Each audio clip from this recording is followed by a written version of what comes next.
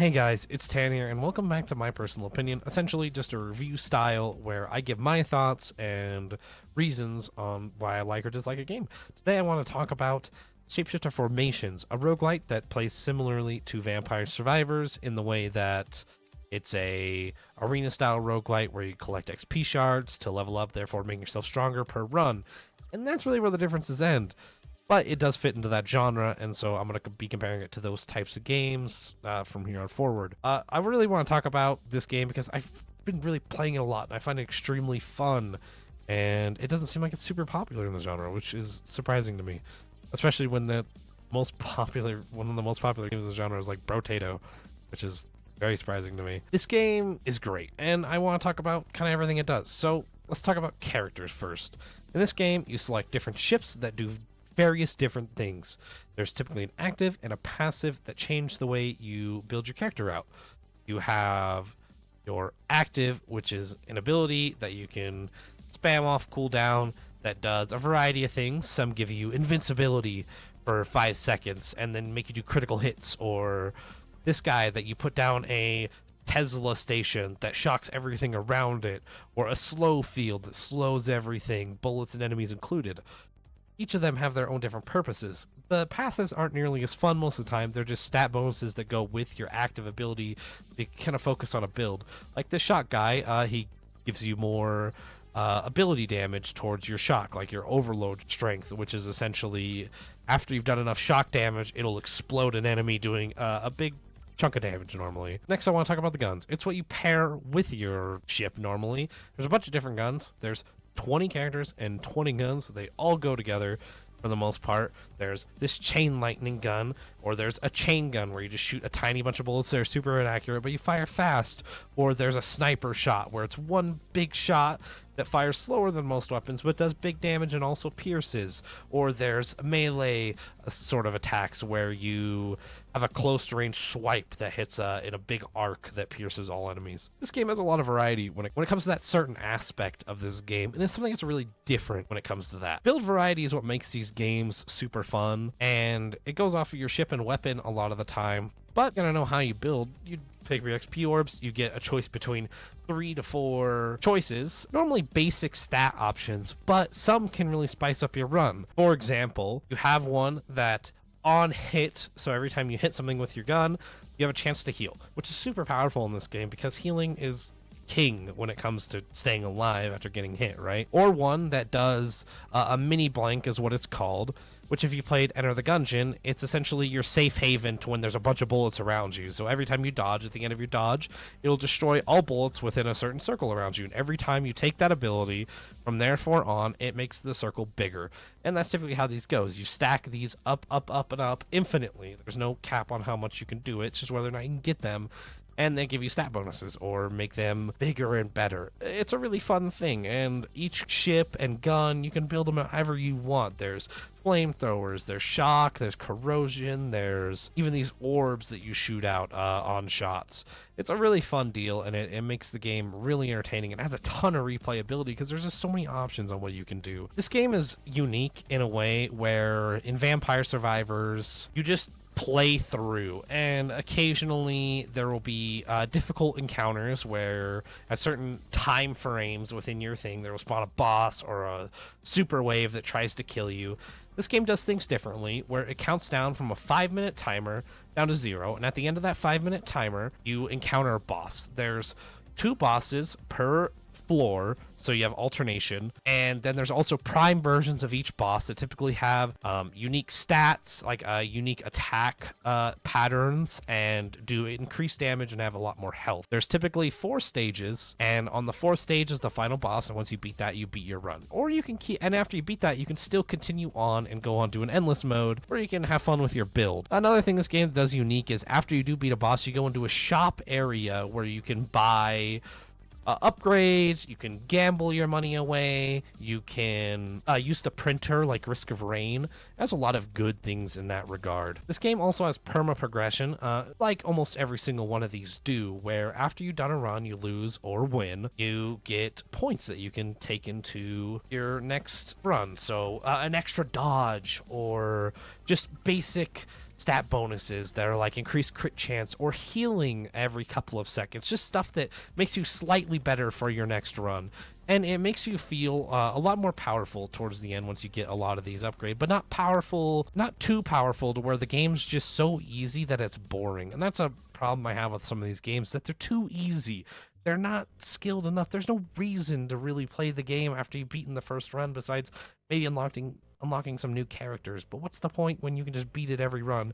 That's kind of the problem I have with like games like Soulstone Survivors or Brotato. I wouldn't say as much as Vampire Survivors. That game's kind of difficult, but you kind of get what I mean. Like, this game gives you reasons to get better. There's dodging, so you actually have to dodge projectiles. It's more of a bullet hell style game, unlike Vampire Survivors, where I say it's like a creature hell, where you're just kind of trying to dodge creatures. They're not really bullets. I mean, there are things that do shoot, but you kind of get what I mean. This game also has a extended difficulty, like most of these do, where once you've beaten the game once, you can go into what's called threat level. The threat level goes up to 50.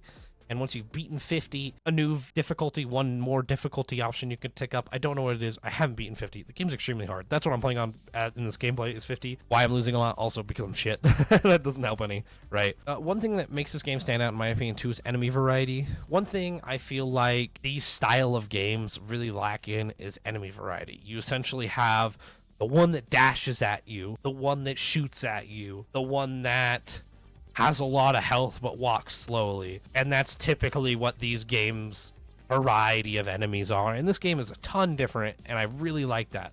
Each shape has their own certain thing they do. The basic one walks towards you. The super basic enemy that you'll find in any of these ones. There's a purple one that will only go in a straight line and then bounce off of walls. Super simple.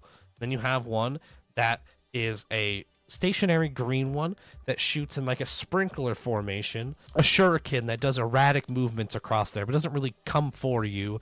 You have these weird like dumbbell looking ones that do flip-flops everywhere in a random movement. It all comes together when they're all on screen, making the game a lot more chaotic. There's not just one or two types of enemies, there's a bunch of different ones, and each one of these enemies has their own mini boss version of themselves. There's two typical variations of these mini bosses. There's the king and the queen, the best way to describe it, and each of them have their own special thing. Like these basic blocks, they have the king version of they walk towards you, they're big, they have a ton of health, and when you kill them, they split into like 5 or 6 of the smaller ones. Or you have the queen version where they'll come towards you just like the big one, and the more you damage it, the faster it gets. It doesn't split into anything more. It doesn't do anything different besides that. That's what it does. It's pretty nice because each one of them have these two things. And if you do the threat levels, it adds new prime enemies is what they're called, that have their own super unique attacks. And it makes the game really chaotic, especially in later levels, where in early levels, a lot of these guys are just walk towards you in a straight line and a ton of projectiles are flying around. Super fast enemies are flying towards you. All the different kinds of enemies are flying around the screen. It really does add to this level of chaotic stuff that's just not in most of these games, in my opinion. Typically what they do is they just throw these giant waves of the same enemies at you that like encircle around you, and it's just kind of boring. This game doesn't do that as much. It does have those moments where it'll spawn all the enemies in a big circle around you, but it feels cool. It feels unique and super random at that fact. One thing that's really cool and I think unique about this game is the graphic style. Most of these Vampire Survivors as clones, they just go for the same pixel style graphics, or these weird 3D, looks like you just buy them off the Unreal Engine asset flips. This game clearly looks like it has its own art style, its own direction, and it feels clean and fluid. You can always kind of tell what's going on, even when it's chaotic. The enemies are very different colored. Like some, sure, like the dumbbells are blue, but nothing really else is. It's clean, and normally you don't lose yourself. It's so centered on you and so easy to play. In fact, this is my favorite game to play on the Steam Deck because it's just so easy to pick up and play. It has an auto aim feature where you don't have to rely on your own aim, and you can just fuck around, or you can use your own aim. It's nice. I think this game has so much potential and so much love that it surprises me that it's not that's as popular as it could be. Now, anyway, let's get to my final thoughts. I really have nothing bad to say about this game. It's in early access. It's constantly gotten updates. It's only been out maybe a year, and it's gotten 4 major updates that have added a ton of new content. I mean, when I first got this game, there was like 6 ships, 6 weapons, and build variety was super limited. But now there's 20 ships, 20 guns, and unlimited build variety for the most part. And it's super nice. It's super good to see this game get better and better just over the span of a year. It's gotten 3 times as much content as it has, and I'm excited to see where it goes. It feels like the devs listen to feedback on Steam. The bugs are super limited to none. I've had 1 bug since I played this game. I paused as soon as I leveled up, and the pause screen was permanently there, so I had to quit my run. And that was it. That's the only bug I've ever encountered, and it happened once. And it was a very odd way of encountering a bug. I do ranking on this channel way different from I think a lot of people do. Essentially, I go from a 1 to 10 scale, 1 being the worst games ever created, 10 being a godlike game, and I rank by genre because I think that's a fair way to go. You typically don't buy a game based on just the game in general. You buy a game based on genre. You like genres, you like certain aspects of a game, and so I think it's unfair to rank games outside of their own genre. But once you get higher into the tiers, like the 8 or 9s, that's when I can start saying this game isn't just for the genre. It's good overall. It's a very excellent game, and I think even people that don't like those games really enjoy them.